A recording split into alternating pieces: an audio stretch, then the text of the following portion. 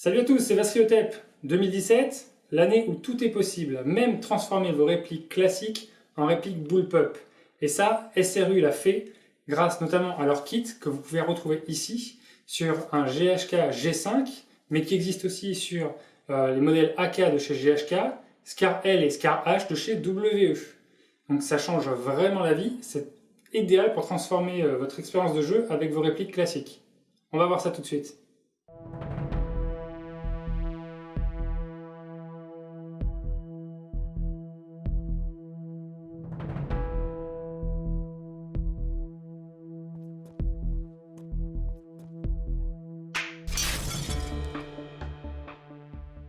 Alors j'ai eu ce kit chez Samoon, qui est à ma connaissance un des premiers à vendre le kit pour GHK G5 en tout cas, donc le kit de SRU.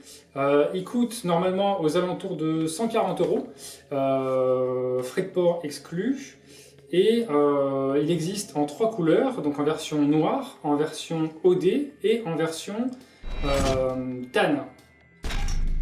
Alors voyons maintenant le packaging de ce kit SRU.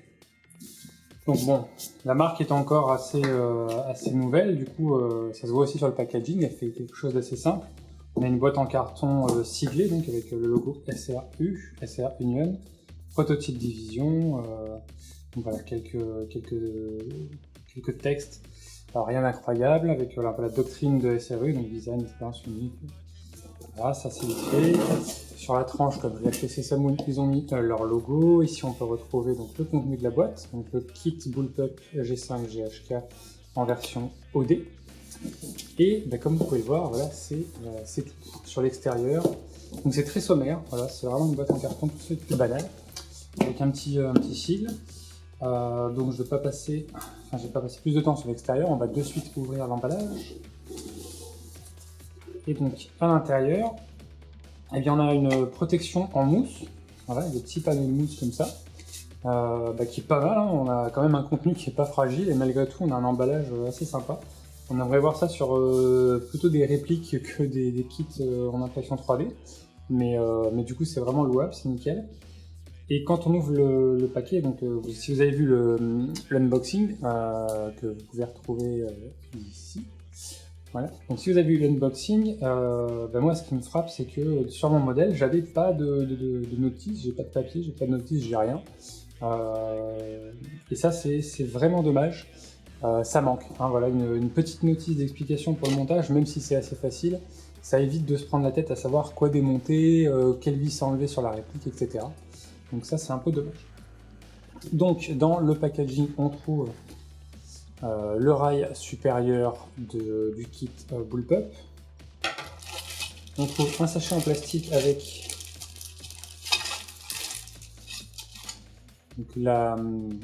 l'espèce d'appui-joue en fait, qui vient se mettre sur le rail de la réplique. On trouve la tringlerie, avec différentes pièces.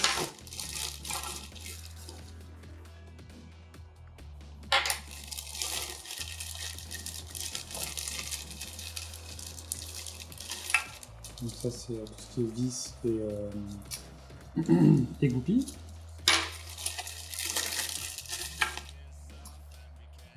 Donc là on a un des supports pour le rail. Comme ça.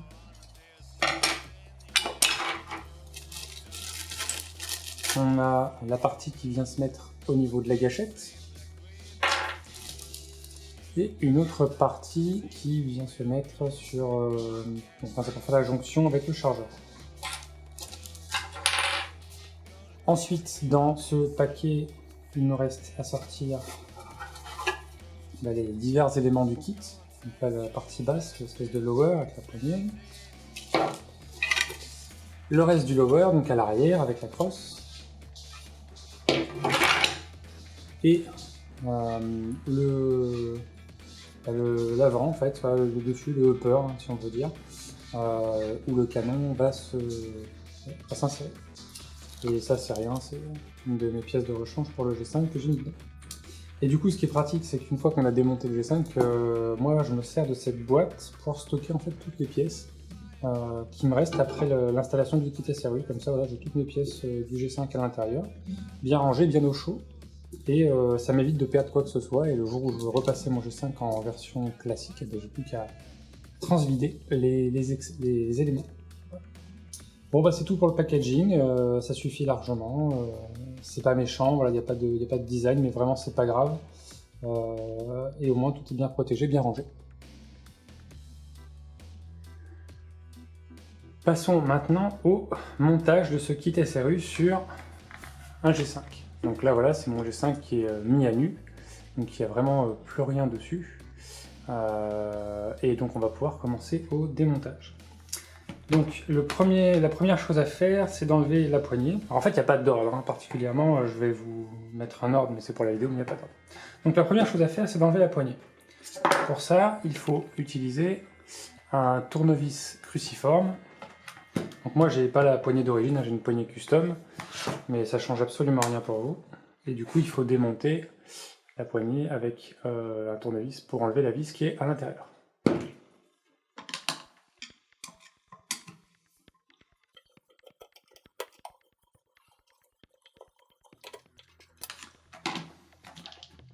Voilà. Donc la poignée, vous pouvez la ranger, on n'en aura plus besoin. Par contre, la vis, vous la gardez de côté, on va en avoir besoin. Ça, c'est la partie facile. La seule partie légèrement difficile, on va dire, ça va être pour enlever le circlip qui est ici. Donc soit vous avez une pince à circlip et ça va tout seul, soit vous n'en avez pas comme moi et du coup, il va falloir ruser. Il faut enlever ce circlip puisqu'en fait, c'est la goupille qui maintient la crosse qu'il faut enlever pour pouvoir justement placer le kit. Donc pour enlever ce circlip, ce que je vous préconise, c'est d'utiliser 2 tournevis extrêmement fins pour pouvoir les insérer dans les trous.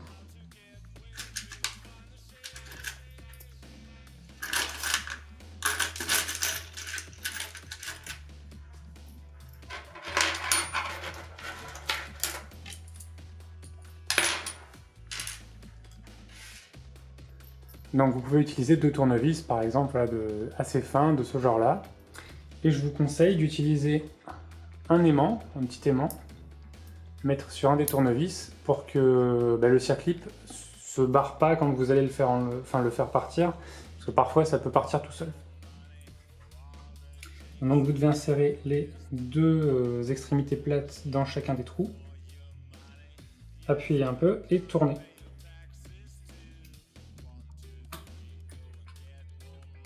N'hésitez pas à vous y reprendre plusieurs fois parce que c'est pas évident du tout.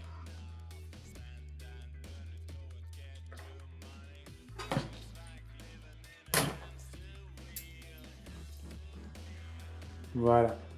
Alors, je vais vous montrer. Par contre, j'ai fait une petite rayure avec les tournevis sur le G5, mais c'est pas bien grave. Donc, comme on en a fini avec le circlip, pour pas le perdre directement, on va le mettre dans un des petits sachets.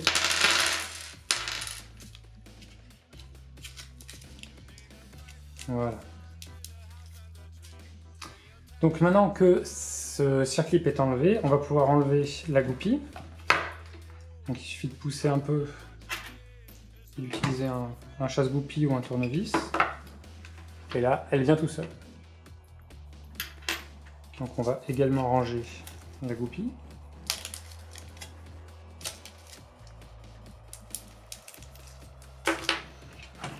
Et à partir de là, on n'a plus qu'à déclipser la crosse qu'on va pouvoir stocker plus tard.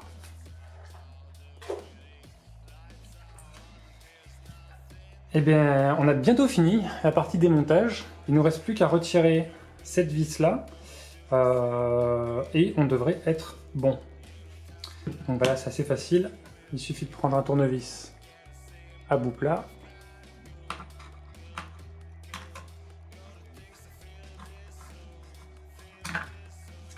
Enlever la vis qu'on va mettre elle aussi dans le sachet.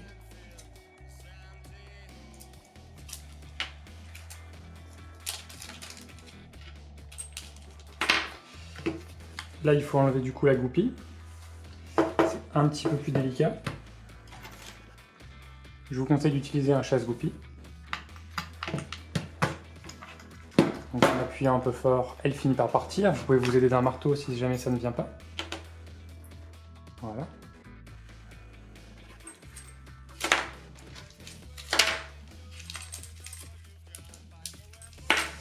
Donc là on va faire attention parce que la réplique n'est plus maintenue par l'avant. Et on va pouvoir la mettre... donc, on va pouvoir directement passer... Donc on la met de côté pour être un peu à l'aise. Et on va directement passer à cette partie-là. Donc tout ça c'est la tringlerie et ça vient s'installer dans le lower. Donc on peut commencer si vous voulez par cette pièce qui sert à faire la jonction. C'est assez facile à insérer puisqu'ici on a un triangle. Faire rentrer un triangle dans un triangle. Hop, on a déjà vu plus compliqué. Voilà. On s'assure qu'il est bien mis et c'est bon. Ensuite cette pièce-là, bah, c'est à peu près pareil. Tout est très intuitif. Voilà. Je regrette juste qu'il n'y ait pas peut-être une meilleure préhension, ça se relâche facilement, mais à la limite pour le montage c'est pas trop gênant.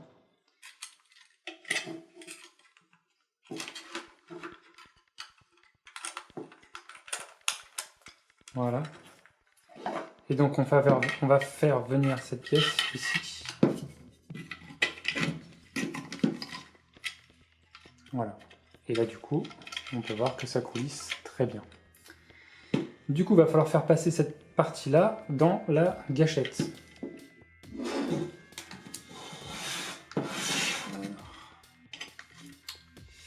Pour faire ça, on va déjà commencer par faire coulisser le rail.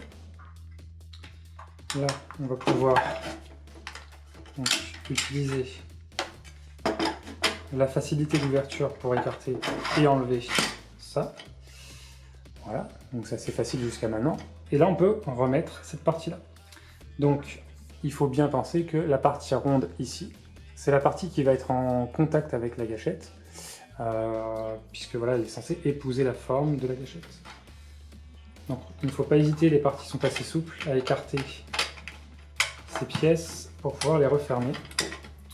Et là, on a un système qui est bien monté. Ensuite, on va pouvoir mettre cette pièce-là, donc la suite du lower, qui vient s'insérer en fait, il faut voir à l'intérieur. Ouais, je vais vous montrer l'intérieur, ce sera plus simple. Là, vous voyez qu'on a des creux, et il faut donc que la partie tringlerie suive ces creux.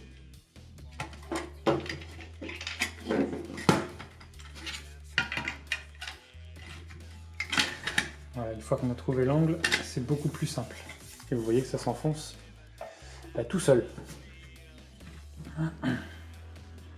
Donc pour maintenir tout ça en place, on va pouvoir utiliser une goupille ici.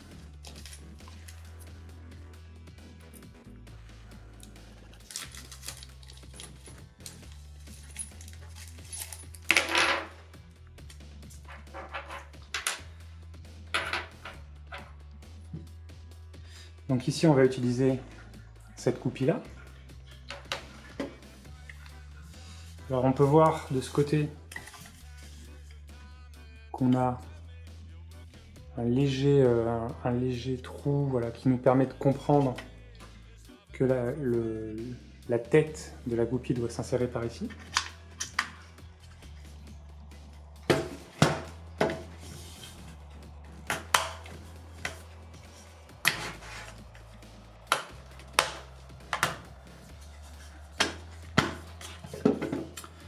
Donc normalement ça s'insère tout seul, mais n'hésitez pas si besoin à utiliser un petit marteau. Voilà. La goupille ressort bien de l'autre côté, tout va bien. Il faut venir maintenant ancrer cette partie-là. Et pour cela, on va utiliser la vis d'origine de la poignée.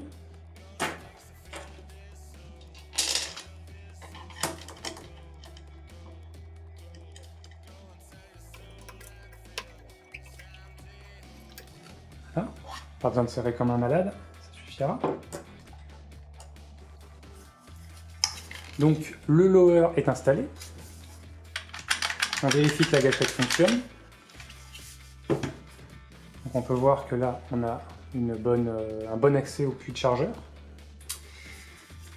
On va mettre tout de suite l'appui-joue, parce que si on monte le upper avant, on ne pourra plus le faire et on ne peut pas y accéder par là. Donc l'appui-joue c'est tout simple, hein. Vous avez vu qu'il y a des rainures ici. Hop, on les fait prendre ici, on pousse. Là on voit qu'on a un petit ergot, il suffit de lever et forcer en même temps. Voilà, jusqu'à ce que ça s'enfonce. Et c'est verrouillé. On va pouvoir maintenant insérer cette pièce-là, donc qui va se placer donc, ici, sur ce rail. Donc après, le sens, je crois qu'il importe peu. C'est à vous de voir. On va essayer comme ça. Voilà. Donc pour être sûr, on va maintenant mettre le upper, et donc ça c'est simple, hein. Voilà, on a deux pièces qui s'emboîtent assez facilement. Voilà. Donc on va voir si je me suis pas trompé.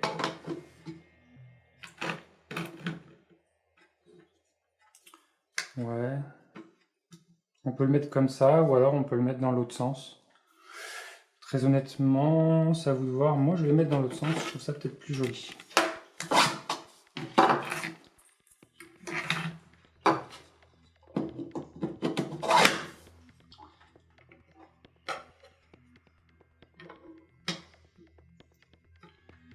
Ouais, voilà, moi je vais plutôt le mettre dans ce sens-là. Ça me paraît plus esthétique. Donc il faut maintenant fixer le upper. Pour cela, on va utiliser cette goupille qu'on va enfoncer ici. Comme j'ai pas de chasse-goupille suffisamment gros, je vais utiliser cette vis, enfin ce tournevis, qui est en fait une clé à laine.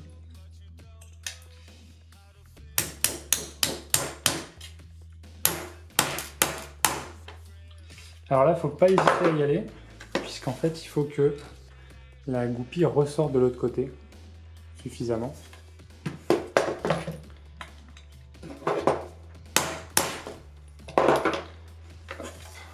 Voilà, elle est à peu près centrée, on est bon. Maintenant, pour installer le rail, donc il nous reste tout ça. Il faut insérer chacun des petits écrous dans les trous prévus à cet effet.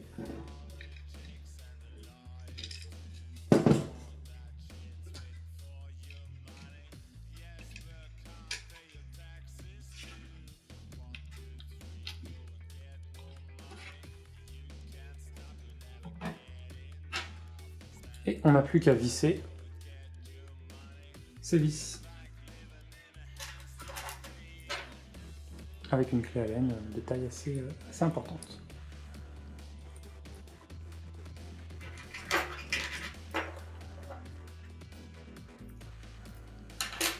Comme toujours, pour maintenir la vis et l'outil ensemble, n'hésitez pas à utiliser un aimant.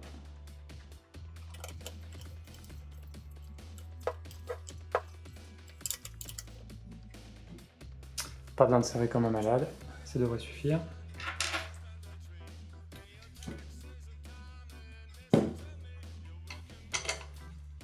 Le risque ici est que la vis et l'écrou ne soient pas dans le bon axe, donc n'hésitez pas à regarder ou à le retoucher de temps en temps si jamais vous voyez que ça ne marche pas.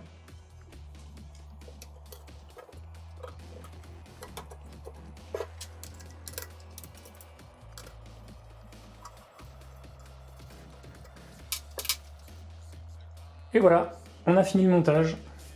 tout est bon. Ça fonctionne. Et on peut voilà, profiter du kit SRU. La réplique, une fois transformée en kit bullpup, pèse environ 2,4 kg avec le chargeur engagé, contre environ 2 kg avec la réplique version normale, on va dire. Donc on a une légère prise de poids, mais ça reste malgré tout assez correct.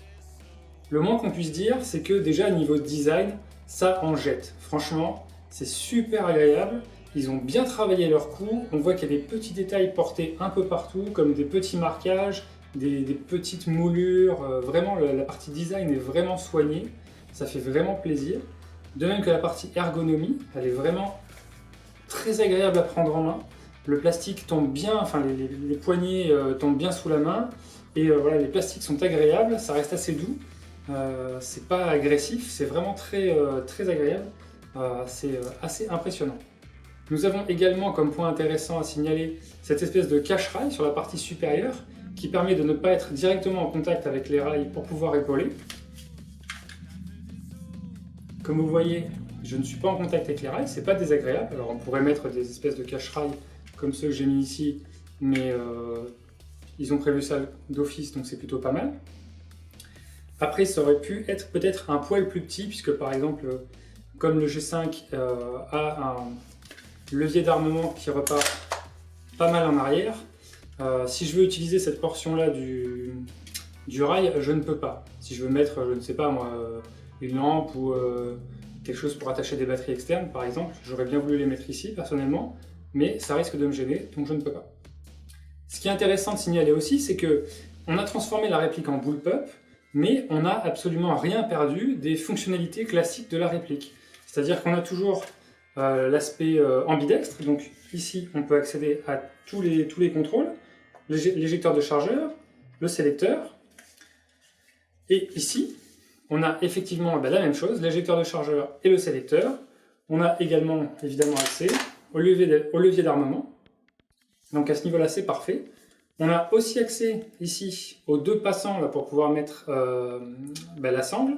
Et on peut éventuellement même utiliser ce trou là pour mettre une sangle ou du cordura ou faire quelque chose comme ça. Donc c'est plutôt pas mal.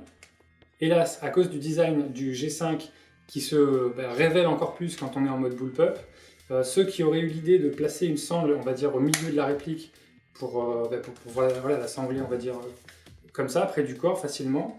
Le problème est que le levier d'armement, quand il recule, il se met au niveau du milieu de la réplique. Donc c'est plutôt gênant si on veut y mettre une sangle un peu custom, ça va pas très bien marcher. L'avantage du bullpup avec le G5, qui est déjà une réplique très légère, c'est aussi de mieux répartir son poids. Donc d'office, c'est pas un vrai problème, mais là sur le coup, avec ce G5, on a vraiment tout le poids qui est à l'arrière, on n'a plus rien du tout à l'avant. Alors à la limite, il faudra mettre des accessoires pour agrandir l'avant, mais l'avant est d'une légèreté incroyable. On peut jouer en akimbo sans aucun problème avec ce genre de réplique. Enfin, c'est vraiment, ça tient dans une main, il n'y a aucun problème. J'ai l'impression un petit peu d'avoir un espèce de P90 avec un chargeur type M4, et c'est vraiment quelque chose d'extrêmement agréable. C'est vraiment sympa. Un des gros défauts du G5, un des défauts les plus connus, c'est la casse du lower. Donc la plupart du temps, à cet endroit-là, donc sous la goupille, le lower va se fissurer avec le temps, petit à petit, puisque le recul est très important sur cette réplique, et ça va finir par casser le lower.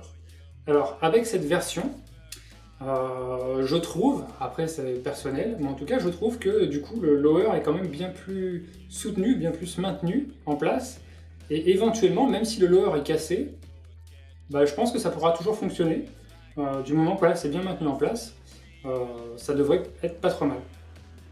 Par contre, pour contrebalancer toutes ces bonnes choses, évidemment nous sommes là sur un produit en impression 3D, et il faut bien l'avouer, la qualité de finition est très mauvaise. Je suis un peu méchant en disant ça, mais autant on passe sur des endroits où la qualité est plutôt bonne, autant parfois on atteint des endroits où c'est vraiment mauvais. Bon, c'est dû à la technologie en impression 3D, il y a des espèces de pattes qui permettent de tenir les pièces en place, qu'il faut casser et poncer. Et là, on se rend compte que très franchement, c'est pas génial, c'est un peu dommage. Mais dans les faits, vous le savez, je ne suis pas un gros maniaque de la finition. Moi, ce que je veux, c'est une réplique performante, quelque chose de jouable, quelque chose de design, d'utile, voilà, vraiment quelque chose qui fonctionne avant tout. Et là, pour le coup, ça fonctionne très bien. Donc la finition, personnellement, ne me gêne pas des masses. Mais par rapport à un critère, on va dire, plus conventionnel, il faudrait que SRU fasse un vrai effort sur ça.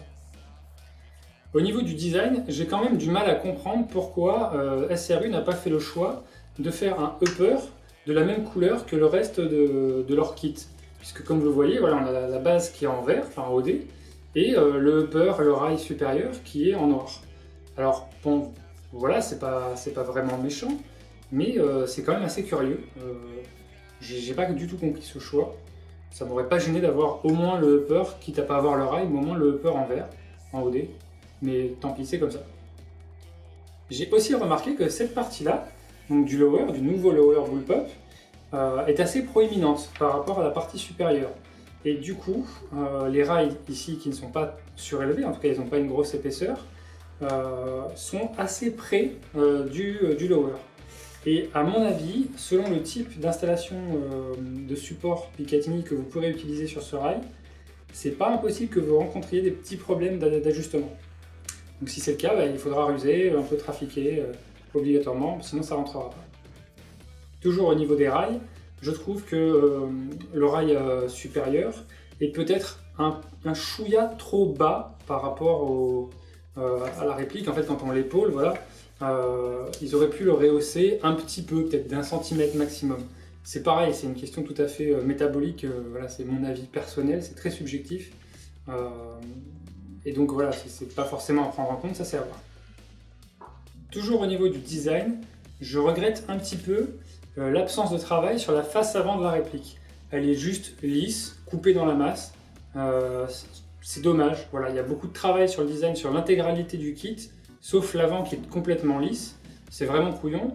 Alors, encore une fois, c'est pas la fin du monde, hein, on s'y accommode très bien. Mais la plupart du temps, sur ce type de réplique avec une face très plate comme ça, ce qu'on peut voir, c'est des pics qui sortent, etc. Ce genre de design un petit peu agressif. Et pour le coup, ça fait bizarre de voir une réplique complètement lisse, brute comme ça sur la face avant. C'est pas la fin du monde, comme je disais. Le kick du G5 est l'un des plus importants parmi les modèles de GBBR qu'on peut retrouver sur le marché. La cause est principalement due au fait que la réplique est très légère et que comparativement, la culasse est assez lourde. Du coup, à chaque tir, on en prend vraiment plein les oreilles.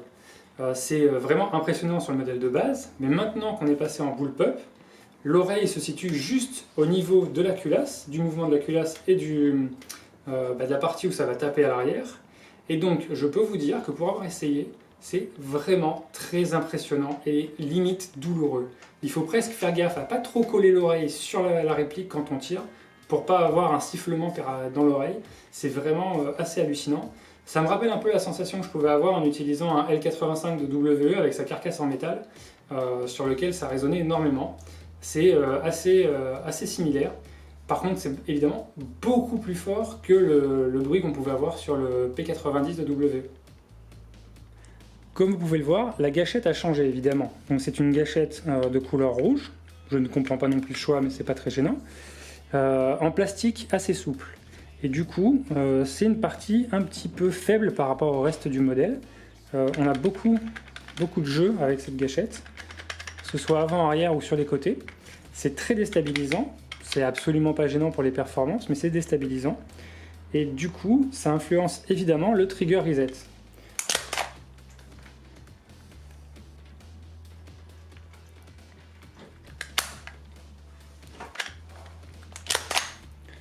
Je la refais. Donc on peut appuyer. En fait, quand on appuie, c'est dur tout de suite. Il n'y a aucune zone morte. On va forcer. Et en fait, on n'a aucun mur. Vu que le mur est direct, le coup va partir directement.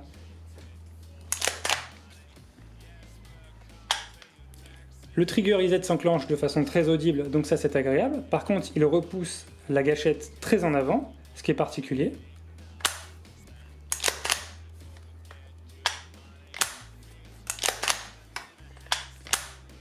Au final, tout ça n'influence que peu les performances, mais c'est quand même quelque chose qui est assez différent des sensations qu'on peut retrouver sur le modèle normal. Pour finir, le passage du G5 en mode bullpup bloque évidemment tout démontage pour la maintenance, ce qui est un petit peu compliqué. Donc il va falloir ruser et faire quelques modifications personnelles ou s'armer de patience et démonter la réplique pour pouvoir faire l'entretien habituel.